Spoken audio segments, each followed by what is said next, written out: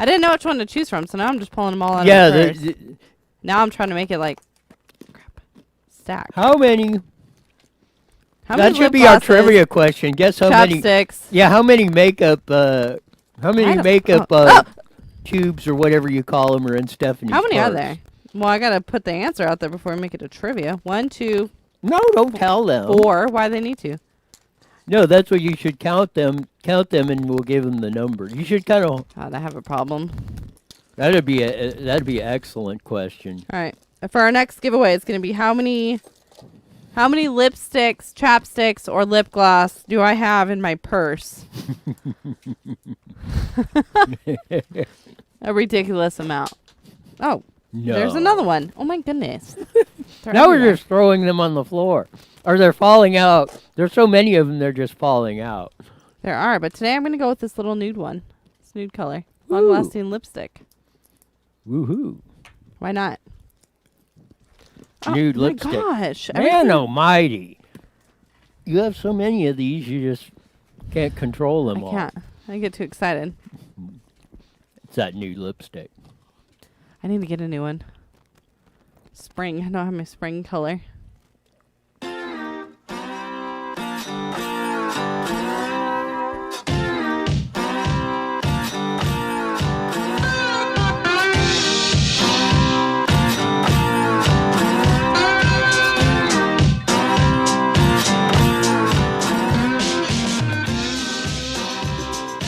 There you go with that slide guitar music. It comes on live at 5 every day as we Ooh, tune I us like in. that. Sorry, I got excited. On a Wicked Wednesday! Man. I forgot what today was. Yeah, a little bit of Monday. You were right on cue. I mean, you were I on was it. thinking today was Monday, though. All my days are blending. Wow. Well, because it's been, I guess, because of the rain. The rain's been like. We can go with that. I mean, that's totally not why, but whatever. On that. So a lot of jam-packed show. Well, Susan Shelley on in a bit to discuss her columns on that. Man, there's just so much stuff breaking all over the place. I mean, they had the deal down there in Riverside, that home where there was 30 patients in the nursing home that got that had coronavirus. Well, they had to evacuate them out of there because nobody showed up for work. So they had to move them. Seriously? Yes.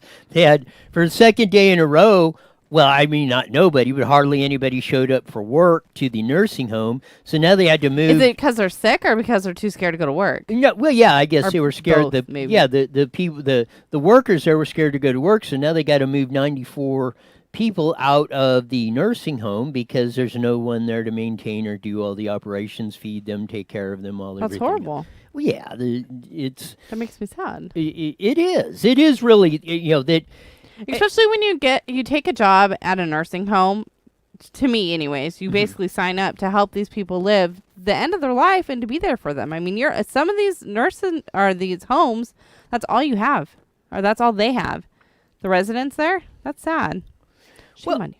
Yeah, and to me, it just goes the overreaction fear that's been going on over this whole thing. Again, That breaks my heart. It does. Second day in a row, I have gotten no response. I want to go volunteer. Can you volunteer there? Well, there's going to be nobody there. They're moving everybody out. Well, to help wherever they're moving them. Yeah. Well, I mean, I imagine I don't. But this is what running up. This is what running up, or the constant barrage of this is a pandemic. This is on the line of the Spanish flu of 1918 that killed 75 million people, and this, and maybe 25 million people were infected. 1 million dead could be dead in California, which was the words out of Governor Gabby Gabbin's mouth when he issued the order back around March 19th or so, and all this stuff. And all the let's say.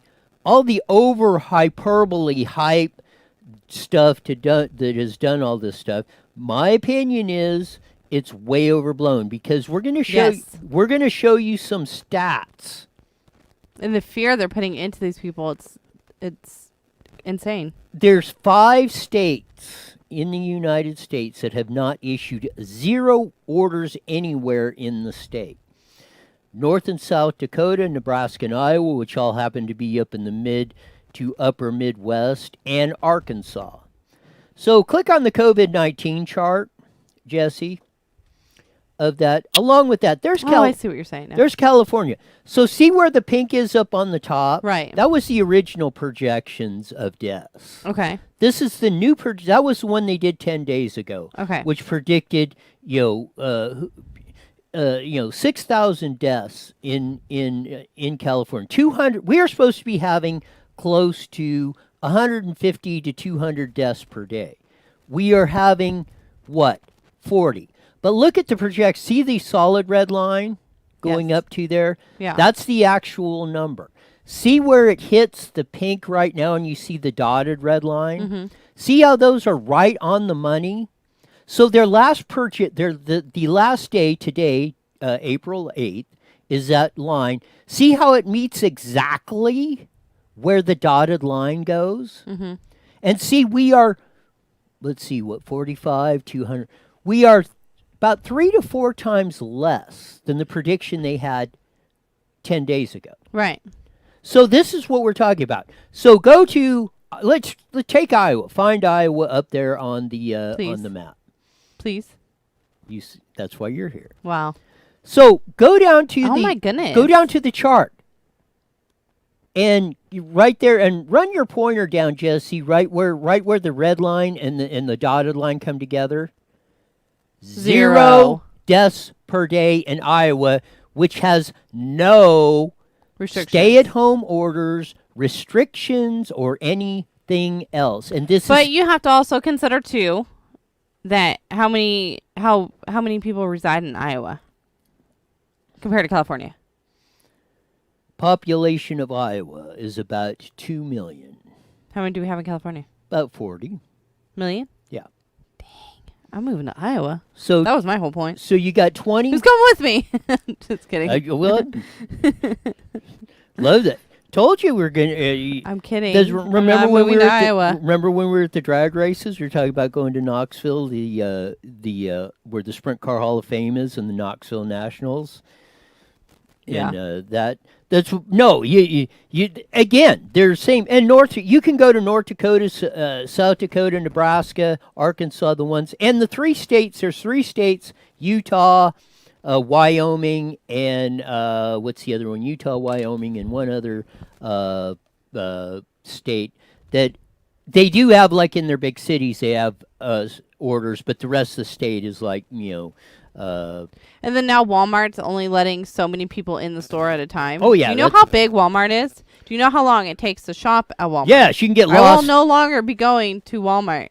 Like, it's going to... Why am I going to wait outside in a line to go inside and wait in a line? I mean, I like it because I thought it was kind of silly that they're saying, like, everyone stay away from each other, but then you're all sardining into a Costco to get toilet paper for the day.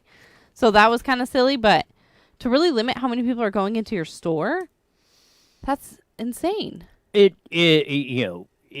then they're saying the peak is going to be next week. And then, no, it's going to be the week after. No, now it's going to be in August. We're going to be hitting our peak. No. Now they're saying maybe November. No, they're not saying. I'm not going to last till November. They're talking about all these models that are coming up. Or they don't have a clue. They have no idea what they're saying. Well, no, they do, because look at pull the chart back up on the COVID-19 one of that. Because this is a model, no matter which one you look at, these guys are hitting, their projections right now are hitting almost exactly on every state, United States, everything. They're hitting the new prediction that drastically reduced. The new one. I'm saying their old one. Yeah, they're just all over the freaking place. Fauci admitted it today. And Birx and everybody are starting to come around. Well, the projections we had earlier were, looks like we're going to be way, way, way, way, way under that. No kidding. Now they're attributing it. Original prediction, the color top in the back. The color in the back, right? The light pink? Yeah, where you see it way up there. Yeah. But see how the curve is almost exactly alike? It's just that the numbers are way down. And it looks like that all... So they're saying the peak's going to be the end of April into May. No. For Iowa. That's in Iowa. So go back to California.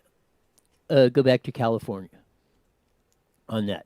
See how that is deaths per day on that are projected. So it's saying peak in California is going to be in 7 days on deaths, and then we're going to go down. Okay. So it's going to be a little bit longer now, but Iowa has 0 deaths. So if they have 1, so even the probability of them having 1 or 2, if they have 2 in May, then that would be the peak because they're at 0 right now. Right. So that's what I'm saying. It's static analysis will kill you 98.7% of the time, and that's what if you just look at one number of that. But that's my contention is, and what they were saying, Dr. Fauci was saying, well, we it looks like it's coming down, and we're close to war, reaching the peak now of that, but we can't let up and which is debatable of that. But nobody's asking the question of, why in Iowa, Nebraska, North Dakota, and Arkansas, which have no mandated orders in the United States, and this stuff is not going hog wild. And then they closed Lake Paris too, so now I can't even. I get the playground. My kids are gonna go play in the water anyways, but now I can't even go and take my kids hiking. Like, come on. Again, I think the draconian measures. Now I'm getting mad about it though. I hope I wish more people would. I mean, well, no, because when you're mad, no, that's just. Well, no, I'm. And then now you're making everyone wear masks. So then, how am I gonna know? What if someone pushes me in the store? What am I gonna say? He's wearing a blue or black mask? I mean, come on. Well, no, I mean, I wish more people would have the reaction that you did, that you are having to this of like, hey, what, or start asking the questions like this, because it's the amount of people that are running the fear and everything on this is astounding to me, and I think it's driving a lot of the hysteria. And so far, it has not been. They are lowering the projections, and again, the press corps is not asking the pertinent questions like I did on that. And we're going to bring in Susan Shelley, editorial writer for the Press Enterprise, San Bernardino Sun, Redlands Daily Facts, Inland Daily Bulletin, and Vice President of the Howard Jarvis Taxpayers Association. Susan Shelley, welcome back to the show. Well, thank you. Great to be with you. Most people don't say that. Hi, Susan. Hi, Stephanie. I was outlining the press conference, and we showed this chart, and I'm sure you're probably aware of the New Universe, the independent study out of the University of Washington Medical School that drastically has lowered the projections and sped up the time when the contravirus death rate and new cases and everything are.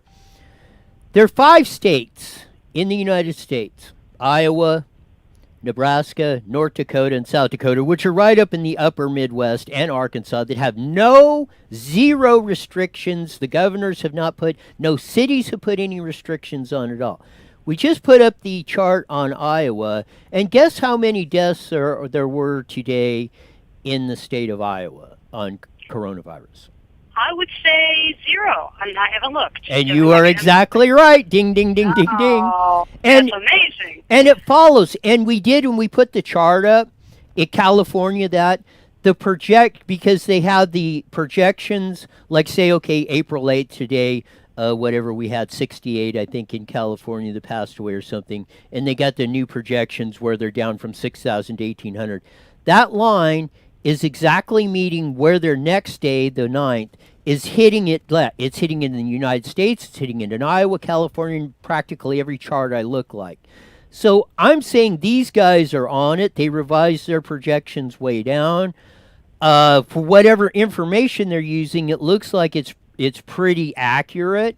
And I don't see where they're still stirring the fires of fear on this stuff. And more importantly, I ask the question, why isn't anyone at the White House press corps, the California press corps, the New York press corps asking Governors Cuomo, Newsom, or President Trump why? I don't know.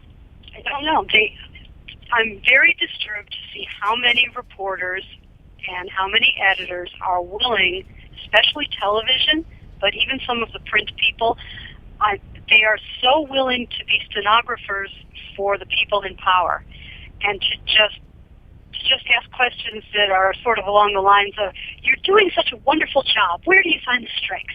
That kind of thing. And this is an extraordinarily destructive policy. I'm not minimizing the severity of this illness, but the policy of shutting down the country and wrecking the economy and racking up debt that our grandchildren's grandchildren will still be paying, the policy of doing that to respond to a respiratory virus is insanity. Insanity. This is insanity. And I think we are in a situation now where the public officials are starting to see that they are trapped politically and they can't get out of this. There's no exit from it. Because if they say, okay, the crisis has passed, and they let people out, what happens? Either people are going to say, we never needed to do this, or they're going to, by their own reasoning, we'll have this second wave of illness, and everyone will blame the politicians for opening the thing up again. But the truth is that there is a sort of a herd immunity that happens with respiratory viruses, with all viruses, and by delaying people getting out in public, all you do is preserve this population that isn't infected yet for how long? How long? We'll all starve to death. This is crazy. It is, and it goes apropos with the toxic side effects of the coronavirus lockdown. But in SoCal News Group's papers of Press Enterprise in particular, we have the 94 residents in the nursing home in Riverside. Now they have to move them out because the workers won't show up because they're afraid of coronavirus. 30 of them tested positive for that, so nobody's showing up for work. Now they got to move them somewhere, probably into a hospital, which is going to cost us all a lot, probably bukus of dollars on that. But I think it's because, like you said, the herd mentality and the fear-mongering that's been going up. People don't want to show up to work because, they think the people in the nursing home got it. I don't want to get it. Now we don't show up to work. Now we got a bigger crisis. Now if we start, we're in the... I don't want to see the perpetual cycle where we turn this into something, the fear turns us into making this much worse than it is if we just deal with this thing straight up. Well, that's what's exactly happened. The panic has its own consequences, and we are experiencing them from coast to coast. And this is really an extraordinary error of policy. I think you probably have to go back to the invasion of Iraq or maybe the United States Civil War to find a place where public policy led to more catastrophic outcomes than this.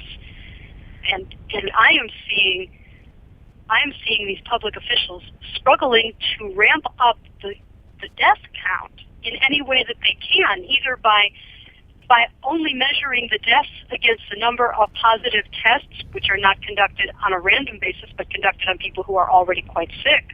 So the death percentage is not representative of what it is in the population, or the way we've measured anything else ever.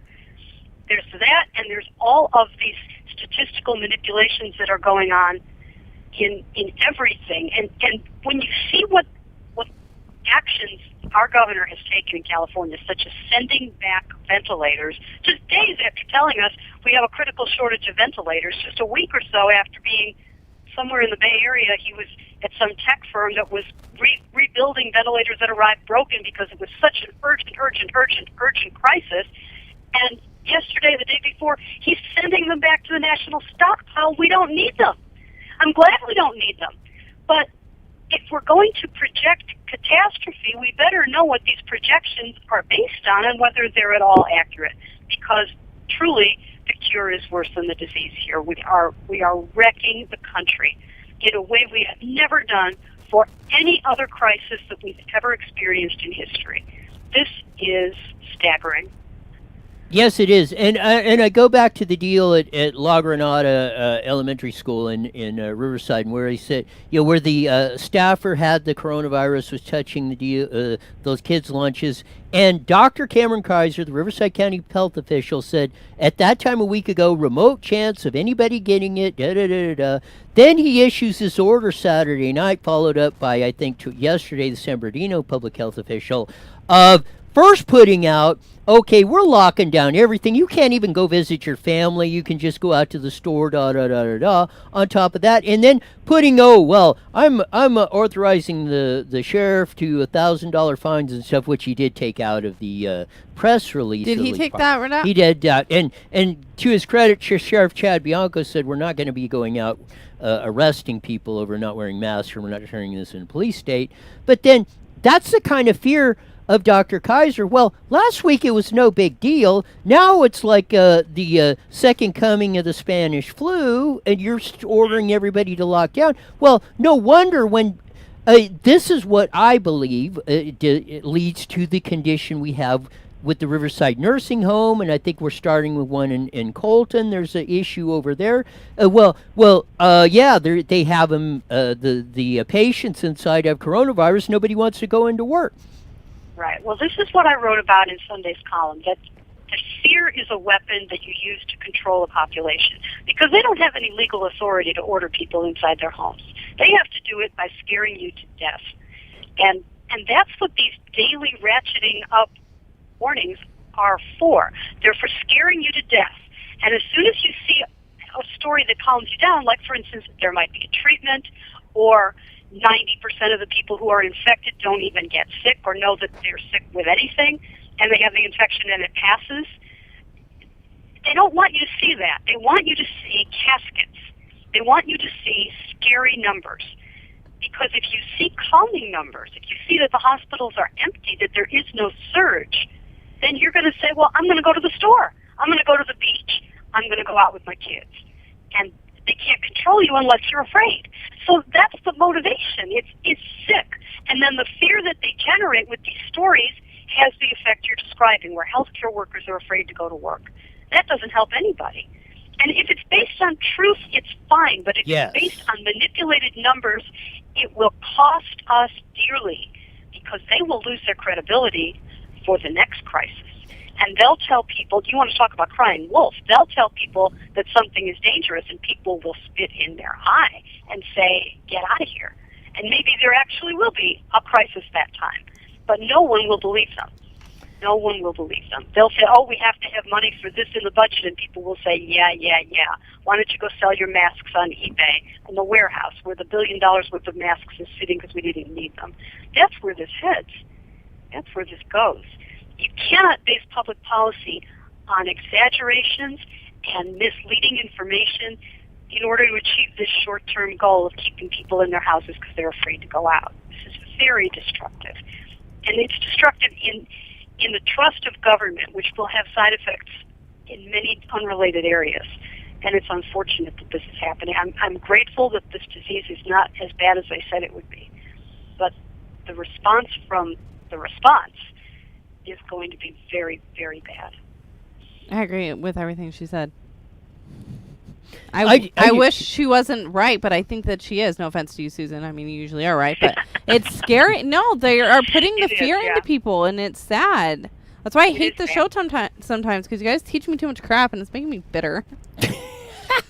No, it's enlightening you. Look, you would have probably. I bet you before you started doing this show, you would have probably been the one cowering into fear like everybody else. Oh, heck yeah! Now, for sure. And this is. You're like, and I got to applaud you for that. Can I get an applaud sound? For the applaud, because now that you're seeing, when you see the real numbers, like I said, these are the questions like I am asking. I'm getting the charts. I'm no expert at this, but I would like the experts, when I ask the questions, to respond, and they're being silent across the board to it. So why? I mean, okay. Tell me what the real answer is on why it's not affecting the 5 states as not seeing any breakdown of that, or in Sweden, where they're not putting any numbers on, we're not seeing that, versus much different so in Norway or surrounding countries where the lockdown is. Tell me why that is. Well, this is what I think scientists call this the control group. If you're going to do something, you need a group that you're not doing it to, so you can compare whether doing it had a good or bad effect. And this is true of every kind of experiment. You have to have a control on it so you know what the effect is. And if you notice, Gavin Newsom and Mayor Eric Garcetti in Los Angeles both are issuing scary statements Yes. to other governors and other mayors saying, you better do this, it's coming for you, don't think you're exempt, don't think you're excluded. And why do they want that? Because they don't want there to be a control group. They don't want to see that South Dakota had no restrictions and a perfectly fine outcome. They don't want to see that in Iowa. They don't want to see that Florida allowed people to play golf and it didn't raise the death rate. They want to say, close the golf courses in California, close the restaurants, put everybody out of business, make everybody sick with panic. And that's the only possible response to this virus. When in fact, medical experts, like Professor John Ioannidis, I think it's pronounced, at Stanford, Yes. a professor of medicine and epidemiology and statistics and population health, he says that social distancing is not warranted as a response, and that plain hygiene measures, wash your hands, stay home when you're sick, would be a perfectly adequate response. We could have responded to this by protecting people who were medically vulnerable with extra help and extra precautions and not shutting the economy. And instead, we've got this Great Depression coming upon us here. 10 million people filing for unemployment claims across the country in 2 weeks. 10 million people. And small businesses desperately applying for loans, and the banks unable to make them because it's too much. They don't have the reserves to cover the whole economy at the same time. This is unworkable. And if our public officials in California had ever run a business for real, not one of these, here you go, here's a business, it's a little gratuity, thank you for your help kind of thing, as perhaps the governor has.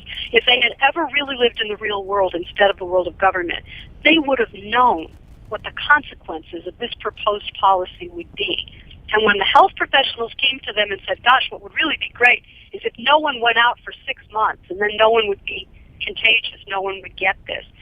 They wouldn't say, yeah, that's a great idea, let's do it. They would have said, well, that's not practical because it'll crash the economy and 10 million people in 2 weeks will be filing for unemployment and the banks won't have enough money to cover all the loans. That's what they would have said if they'd had any experience in the real world. But they live in this world of politics in a one-party system where no one ever tells them they're wrong. And this is the result. This is a catastrophe. Yes. And I hope we can climb out of it. I hope that rationality will prevail and we will climb out of it. Because if they continue to do this month after month, as they're projecting that they will, some of them will be ruined. You got about 30 seconds. I can't make it. Yeah, you got about 30 seconds to wrap it up. Well, I just want to say everybody should join the Howard Jarvis Taxpayers Association, hjta.org, because in the middle of all of this, the government in California is going to try to raise your taxes. They're going to try to raise taxes on businesses. They're going to try to raise taxes on individuals. So they're building a really deep swimming pool of a hole, and they want you to fill it, and we will protect you. hjta.org. I love that analogy. That's why we're going to bring you back next week, because not only are you very sharp on all this stuff, that cracked me up. She's got jokes. Yes. See you next week, Susan. Bye, Susan. Take care. Bye. Oh, I don't know. That one just struck me as hilarious. The swimming pool, which is true. We'll come back with it. It is true. Imagine what a mess we would be in now that we're draining dollars. If we would have passed Prop 13, the new one, the $15 billion school bond, and we'd have obligated ourselves to that in the midst of this crisis where we're bleeding money all over the place. Again, that one, you're going to see in the future, it is a great thing that we dodged that bullet, Mr. And Mrs. Moreno Valley School Board, who said, oh, we got to pass this. It's all for the children. 1 minute. Stop it. Not even doing that. And across the state, and the firefighters and us had said, oh, you got asbestos in your schools trying to scare you to death. They use fear to try and manipulate. At least, hopefully, people will start seeing the light. And I do agree with the danger that if they overhype this thing and then it's proven or it goes out that these measures were not necessary in this endeavor, 30 seconds. we could be, if we do get to a Spanish flu one where it is really an epidemic, are people not going to believe it and do that? And then we could really wind up in worse shape than we are. So that's why I ask the questions and do the things that I do, because I want to prevent that from the future. All right, here we go, guys. 1490am.com and download your free phone app today. IE Newswire Daily is on the air. The following is a paid program. Views and claims expressed are those of the program producer and are not endorsed by this station. Opinions expressed are not necessarily those of radio station KPP.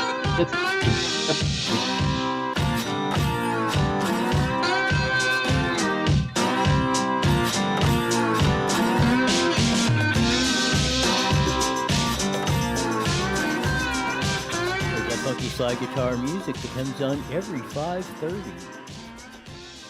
Monday through Friday in the afternoon on drive time, which a lot of people are not drive timing. They should be driving home from work, and they're sitting and staring at their computer screens or listening to the radio or doing all sorts of that. We're very glad to be bringing you IE Newswire Daily on a Wicked Wednesday. On that, to give you all the news. I hope a lot of you caught, and if you're not, Jesse, put the link or in there. You should put the link in there to that, and the link to Susan Shelley's columns and that of that, and the link to the COVID study that I was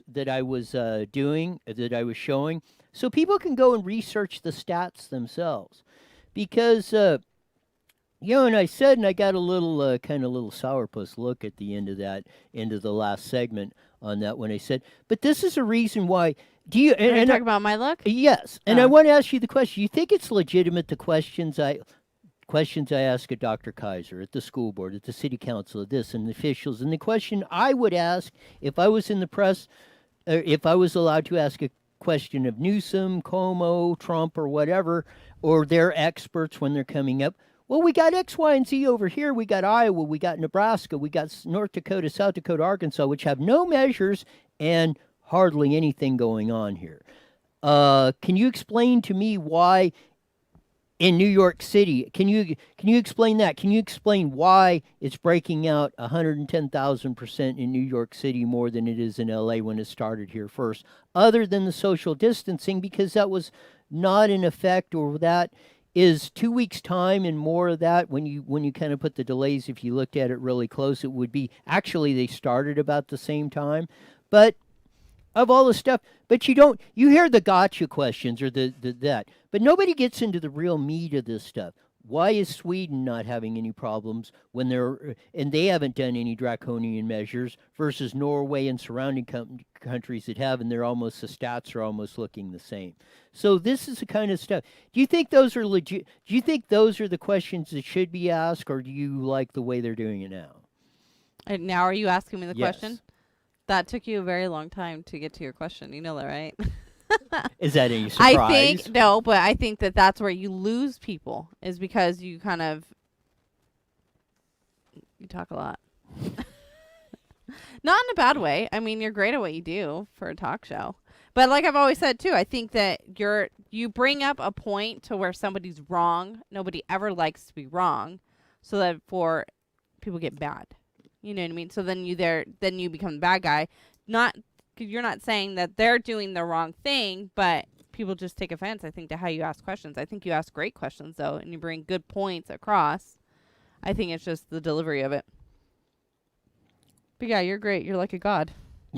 Wow, we got to get that one on a soundbite. I'm kidding. No, I'm not. Because I'm the one that does those, and I'm not clipping that. We definitely got to get that. No, on you do. You ask good questions, and a lot of people we have on the show, like Susan Shelley and Mason Weaver. I mean, they all say the same things you do. It's just everybody words it differently, I think. But you ask great questions most of the time. Well, I think it's legitimate questions, and I think if we had legitimate discussions on this stuff, yeah, why do we have to lock down the whole, just like why do you have to lock down the whole state of California?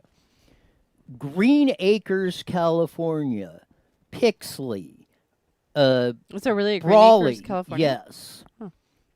there's even a Pixley, and you know that Green Acres fans will pick up on that. There's a Pixley up in Central California. Who? Chicago Park. There's a Chicago Park, California. They're much different than Los Angeles or San Diego or San Francisco. So why do you have this blanket reaction of the governor's kicking this off and then doing all this? But you know what? At the same time, I do kind of appreciate them trying something different. I mean, never has this ever happened in history. Not saying that I think it's right or I agree with it. But, I mean, what if it keeps the numbers down? What if it saves my mom's life? Or my dad's life, or your parents' life, or his parents' life? I mean, so in a way, you got to kind of find the appreciation in it. Well, yeah, but like they said, I mean, I don't think it's right how they're doing it, though. I think they're scaring the crap out of people. Well, again, what is the long-term effect of this? Is it going to cost more lives down the road by doing this? That's where it's sad that this is what we have to do to get people to wash their hands and be more respectful for people, especially when you're in line and not having that person behind you breathing down your neck. Like, why can't we just be nice to each other, wash our hands, keep your germs to yourself? You're sick, stay home. Don't give it to my mom. I won't give it to yours. I mean, and I hope this is some of the good, and I'm glad you mentioned that because I mean, you're welcome. You See, I have wise stuff to say sometimes. But it is, and maybe it is. How many times have parents sent their kids to school when when they're sick, they got the sniffles or the flu or the fever? So, well, you're well enough to go get it. Okay, yeah, I'm guilty of that. And maybe we should be Not more. too bad though. Maybe we should be more conductive when we do have any of this stuff, or if your kid comes down or you're sick, don't go to work. But I think that don't people's employment or employers put so much pressure on not missing a day of work. My kids, if they're sick, especially my second child, he doesn't want to not go to school because he wants to get that perfect attendance award at the end of the semester. Now they do Saturday school, so that's great. But still, even then, he freaks out. What if I miss a day of school? I'm going to, like, with this whole shutdown thing, he is panicking that he's going to go back to school. He's going to be stupid. He's not going to know how to do second grade work. He's going to have to go back to first grade when he really wants to go to third grade. My 4-year-old, his teacher recorded like a little video and sent it to her students just saying, I miss you. Here's kind of what we're going to be doing. He almost started crying. It was like, oh my goodness. Like, it's heartbreaking. And then I know a lot of people that own businesses here in Moreno Valley, and that's terrifying for them. I'm scared with them. My niece's birthday just came up. We got to do a little drive-by. Oh, I sent pictures, and we're going to cover that too. Happy birthday, Emily. Say happy birthday to my niece. Happy birthday, Emily. Okay, thanks. It's insane. Yes, it is. And then I can't even go to my parents to visit because I don't live there. Yeah, exactly. Some of the stuff is the draconian... It's making me mad. Overreaction, in my view, to this, without any explanation of what, just because, well, it could, shoulda, woulda, da-da-da. Well, it was going to anyway. And we do not see, look, they took the New York, the ship that's in New York, it's got 1,000 beds in it, or it has a capacity of 1,000. Well, to turn it into a COVID facility, it's and they were going to use it for as an extra capacity for the regular ones. Well, to turn it into a COVID facility like Governor Cuomo wanted, well, it cut the capacity down to 500. So you didn't need the beds. We're finding out, and Fauci, I think, said it today in the press conference, we're not needing as much, or Burks, or one of them. And it's been, it looks like we're not needing as many beds or ventilators, and I think Trump said it. We're not needing as many ventilators as we anticipate. Everybody's. If I don't heard the word ventilator ever again, I'm going to be the happiest guy. I mean, I'm so tired of hearing the word. And masks. Yeah, and masks on the whole. If you go thing. somewhere and you don't have a mask, you're like the devil. Yes, or something. Go through drive-thru. I didn't have one on. They're like, I'm breathing. I'm good. And it's that's what I'm saying is the overreaction or the manipulation of this that we got. Yeah, could we run that one clip? Yes, that's why I was. This is where we're terrifying people. This is where we're terrifying. This is what GFB found on the net. It's Doctor, and we're gonna have to see if we can get this guy. Well, that's one thing we got to see if we. Eric Neptune or something, but Jesse put the link in the comments so people can go watch the whole video of this. Jesse. Because of that. But this is how the misinformation goes. He's a doctor, I think, in the St. Louis area. He put out a YouTube video. It's about 20 minutes long, but since you ain't got nothing else to do, or you're staring at the, you're staring at the four walls, watch this. But this is the first clip we're going to play from Dr. Eric on that, of how the media or your politicians can manipulate you by fear in doing this. So play the clip when you've got it. Virus in Louisiana. You guys better share this, because I'm telling you, I'm about to drop a bomb on you. Why the hell this is not all over local TV is beyond me. Now listen, it says 1-day-old girl dies from coronavirus in Louisiana. Then you click on the hyperlink. You click on the link that the original story comes from. Now here's the original story. Listen to this. Premature baby dies from COVID-19 complications in Louisiana. Totally different. Right here it says 1-day-old baby dies of coronavirus in Louisiana. This is fake news. Okay? This is not. Let me tell you what happened. It says right here, 1-day-old baby girl dies from complications due to COVID-19. According to East Baton Rouge Parish Coroner Bo Clark, MD, Clark says a pregnant mother was admitted to Baton Rouge Hospital April 1st with COVID-related symptoms, including shortness of breath and fever. She was placed on a ventilator and tested positive for COVID-19. Okay, now listen. The mother went into premature labor, delivered the daughter at 22 weeks early. 22 weeks early. You guys, at 20 weeks is when you find out the sex of the baby. Okay, so 22 weeks, the baby's not even, it's halfway done cooking. Okay, so the baby dies from that. The baby didn't survive. It didn't die from COVID-19. The baby did not die. Now, every mother in Louisiana, every mother across the world that sees this article, every person that's pregnant. There you go. Again, that's how the media. Okay, 1-day-old baby dies from coronavirus. Oh, you panic. Oh, well, man. If I was a pregnant woman and Yes. I saw that, You would go. You would be going out of your mind. I would be. I would have my kids in a freaking bubble. Yes. I would not go anywhere. I would be terrified. Any pregnant mother or any mother on the planet would be freaking the hell out. Yes, unless you. When that wasn't even the case. Yeah, exactly. Unless you clicked on the hyper. And how many people click on the hyperlink? I never do. Exactly. You send me links all the time. I don't even touch them. There you go. And that's what I'm saying is you don't. Most people don't research it or go deeper. They see that and like you. I'm sure if you were pregnant and you saw, like you said, you would be freaking. You would have stopped right there when you heard, oh, 1-day-old baby dies from coronavirus. That you would have stopped right there. You'd have been calling your doctor, like you say, getting in a hermetically sealed tent. Not to mention the damage you're doing to the child inside of you. Yes. With all that stress. Your kids that are around you are feeling that stress. Like, that's wrong. And then later on in the video also goes on to saying, if you go into a movie theater and you yell fire, what happens? That's a felony. Yes. You go to an airport and you say bomb, you're never going to fly again. But then you can put this out and say that a 1-day-old baby or 1 hour old, whatever the title is, died when that wasn't even the case. It's heartbreaking. Don't get me wrong. We're not discrediting that whatsoever, but yeah, at least get the facts straight before you put it out there. The baby did not die of coronavirus. It was premature. The mother had symptoms of it. Yada yada yada. Well, that's why she went in there, and she unfortunately, she had the baby prematurely, which didn't survive. Which is heartbreaking, and that. But it had nothing to do with coronavirus, COVID-19, or anything else.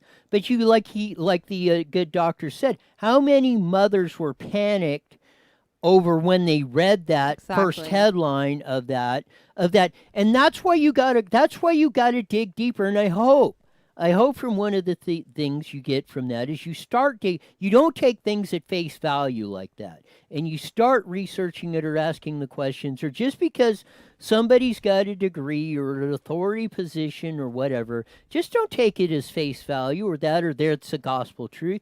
If it doesn't make sense to you, then question it. Make them prove it to you. You don't have to prove it to them. If it's not adding up, is 2 and 2 is not adding up to 4, then tell them why it is not 4. Tell them why this is not, why are you coming up with 436 on this thing? It doesn't make sense of that. And this is how they manipulate you into this stuff, is scaring you to death. I agree. So we shouldn't do that. Play the second. What 2 plus 2 equals today. Play the second clip from the good doctor. Is people should be going to hospitals right now. I mean, independent people should be going and ask to volunteer at hospitals and see how crazy it is. Journalists should be going inside of the emergency rooms and the ICUs to find out what the hell's really going on in there. That's what needs to be done, because right now there are people all over the world going to hospitals and ERs and ICUs, and they're not seeing the craziness that's being reported. And I'm not saying that COVID-19 is not a real deal. I'm not saying it's not a virus. It sure is. We don't have a cure for it, just like we don't have a cure for the cold or the cure for the flu or anything else. And oh, by the way, don't you think it's really interesting if you look at the stats of how not right now all the COVID-19 coronavirus deaths are rising? Guess what's dropping massively? Deaths from pneumonia, deaths from the flu, and deaths from heart disease and heart attacks. Don't you think it's a bit ironic? What, are people not dying from heart attacks anymore? Are people not dying from pneumonia? Are they not dying from the flu? Nope. Apparently COVID-19 and coronavirus fixed that. So now every person that dies now, for the most part, is getting labeled, toe tagged with COVID-19 coronavirus. There you go. Exactly. And there's no car accidents. There's no shootings. Yeah. There's nothing. Yeah. And if there is, it's because they have the coronavirus. Exactly. And that's what we're doing with all this stuff. We're driving everybody insane. And that's not Roy, the crazy hillbilly, the ditchman. It might be a little bit. From Edgemont. That's the good doctor in here pointing this stuff out. So it does that. That's the things we want to point out on this stuff. We got Dwayne on to make it. We only got about 15 minutes up, but we got a lot of stuff to cover, so kind of sharpen up your comments on that, Dwayne. No, I got to agree. The parallel that you're making is that the news is not providing you information; they're providing you infotainment, and there's the problem. They have a vested interest in one thing and one thing only, and that's ratings. They don't care. If it bleeds, it leads. You know that.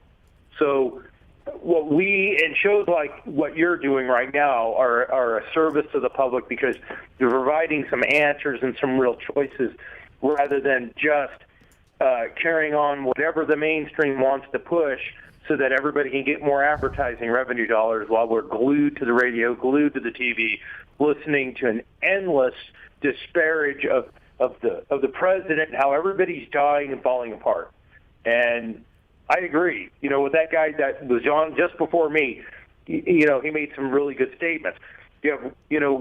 Everybody is not dying from COVID, but they're labeling it. They're using it as an excuse to keep pushing the narrative.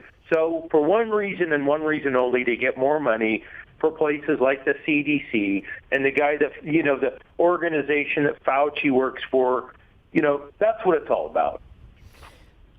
And I hope Trump follows through on his initiative to pull the United States funding from the World Health Organization, as he's pointed out, has been totally wrong for that, and was castigating President Trump for putting the China ban on, when guys like Fauci 10 days later were saying no problem. And as Trump said, Fauci is a big fan of the World Health Organization. And Peter Navarro in the administration 2 days later saying, hey, you better watch this stuff. This could cost the world economy $6 trillion. It looks like Navarro knew what he's talking about. He's an economist. He's not an epidemiologist, doctor, or anything else. But he was saying, hey, wait a minute. And most of the people in the Trump administration were on his case and not wanting to, especially like he said in the press conference today. The World Health Organization was on his ass because he was putting the travel ban on. They said, don't do it. It's not necessary, yada, yada, yada. And most people are agreeing now that was the best thing that he did to stop or turn the trend of this thing really getting out of control in the United States. No, I agree. And Stephanie made a really good point. If you yell fire in a crowded theater, you're going to jail. But yet we get this guy that's a virologist and Fauci stepping up there saying, doom and gloom, the planet's going to stop revolving until we absolutely get a virus. Everybody's going to have to be locked down. This guy ought to be investigated. He's got connections. We've talked about it before. He needs to be investigated and held accountable for his false misleading, not only of the media, but everybody. Because, we've placed these people in positions of authority to make decisions for us, and then we don't question the decisions they make. And then when we do, it's too late. You've already got the alphabet soup group government agency installed to take away more of your freedoms. That's where this is going. Yes, I that's the only or the most plausible part that I can come up with in this whole thing is, yeah, they what other reason would they be doing to ginny up this fear? And I don't know if you heard the first part of the show or that, or we were talking to Susan Shelley the first part, but I asked the question: 5 states, Iowa, Nebraska, North Dakota, South Dakota, which are all in the one cluster right up in the upper Midwest of the country, in Arkansas, have put absolutely 0 restrictions anywhere, state, city, anywhere.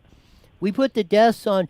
Guess how many deaths today or yesterday were in Iowa over coronavirus?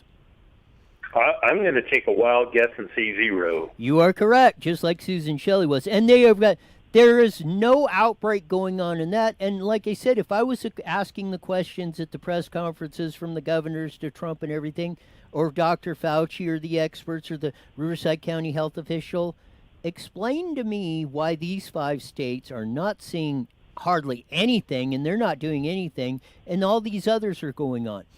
Is it not that, the whole country is not like New York City, New Jersey metro area where there's about 10 million people stacked in about 5 square miles?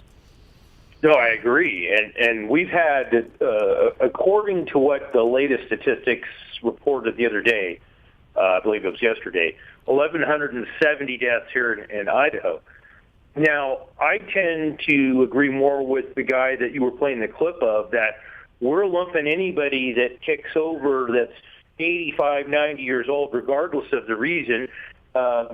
They did get on one of them. They were saying, well, this 16-year-old girl died. Well, yeah, she was in stage 3 cancer and was on chemo. They just kind of forgot to enlighten you about that.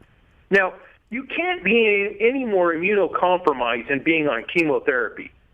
So she may or may not have survived that, unfortunately for her. But the virus, we're getting down to about 4 or 5 minutes, so I want to kind of sharpen it up because you segued into something that I wanted to bring up.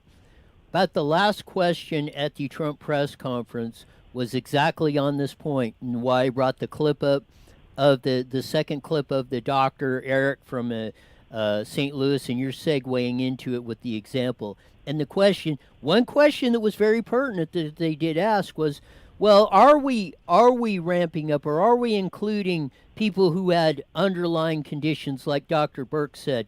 The vast majority of the ones that died in Italy or in the hospitals here have 1, 2, 3 underlying conditions with them, the ones that are dying on this.